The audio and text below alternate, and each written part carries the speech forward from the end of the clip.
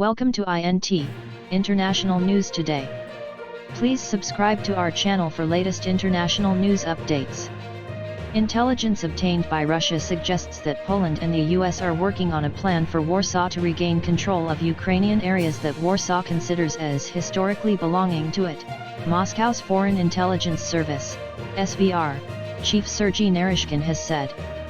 According to the alleged plan, the first stage of this reunification will see Polish peacekeepers deployed in western Ukraine under the pretext of protection from Russian aggression, Naryshkin outlined in a statement on Thursday. The details of the operation are now being discussed between Warsaw and the US government, he claimed, adding that the operation is designed to be carried out without a NATO mandate, and only volunteer states taking part.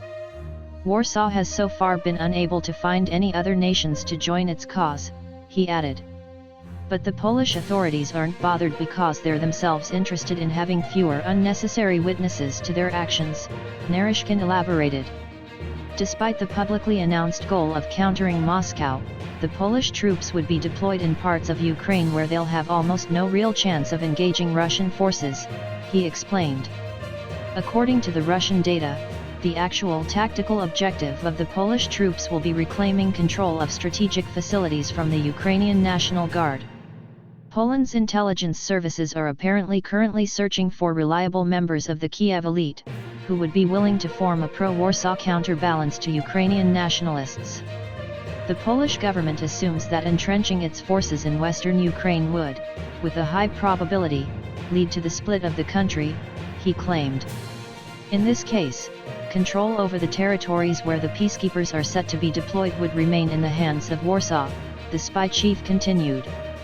The plan appears to be an attempt, he pointed out, to repeat an historic deal that was struck after World War I that saw Western nations accepting Warsaw's right to occupy, in the first instance, parts of Ukraine to protect its people from the Bolshevik threat and, later, to include those areas into the Polish state. Ukraine's western frontiers were last redrawn after World War II when Poland agreed to part with the eastern Galicia region and most of Volhynia, which were incorporated into the Ukrainian Soviet Socialist Republic. Warsaw was compensated with land which had previously been part of Germany, most notably gaining the important port city of Gdansk, Danzig. Nazi Germany invaded Poland in August 1939, paving the way for a 6-year occupation of the country, which ended in 1945 when the Polish lands were liberated by Moscow.